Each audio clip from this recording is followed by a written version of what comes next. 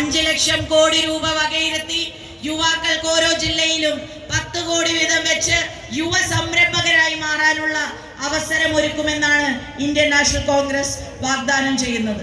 അതേപോലെ തന്നെ Indian national Congress മുന്നോട്ട് വെക്കുന്നത് യുവാക്കൾക്കായി 30 ലക്ഷം തൊഴിലവസരങ്ങൾ കേന്ദ്ര ഗവൺമെന്റിന്റെ ഉടനടി അത് ഫില്ല് ചെയ്യുമെന്നുള്ള ഒരു വാഗ്ദാനമാണ്.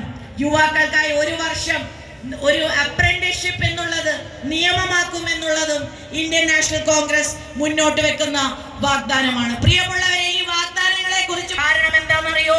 UPA ഗവൺമെന്റിന്റെ കാലഘട്ടത്തിൽ നമ്മൾ അവകാശങ്ങൾ നൽകിയവരാണ്.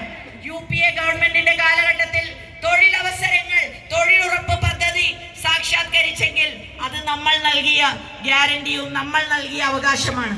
ഭക്ഷ്യസുരക്ഷ നമ്മൾ ജനങ്ങൾക്ക് നൽകിയ അവകാശമാണ്. വിവരാവകാശം അത് അവകാശമാണ്.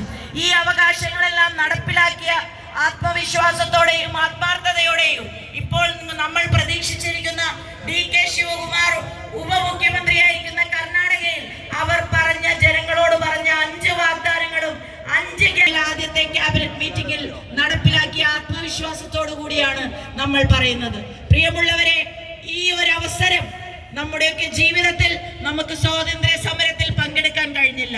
പക്ഷേ ആ സ്വാതന്ത്ര്യ സമരത്തിൽ പങ്കെടുത്ത ആ അറിയപ്പെടുന്നവരെയും അറിയപ്പെടാത്തവരെയും പോലെ അവർ അന്ന് എങ്ങനെയാണോ പോരാടിയത്, അതേപോലെ തന്നെ ഒരു പോരാടേണ്ട ഒരു സമയമാണിത്. നമ്മുടെ പ്രിയങ്കരനായ സ്ഥാനാർത്ഥി രാഘവേട്ടൻ ഫാസിസ്റ്റ് ഗവൺമെന്റിനെതിരെ പാർലമെന്റിനകത്തും പുറത്തും ശബ്ദിക്കുന്ന ഈ കോഴിക്കോടിന്റെ ഹൃദയത്തുടിപ്പായ, കോഴിക്കോടിന്റെ സുഖത്തിലും ദുഃഖത്തിലും എന്നും പങ്കാളിയായ, ജനഹൃദയങ്ങൾ കീഴടക്കിയ, ജനങ്ങളുടെ മനസ്സ് വായിക്കുന്ന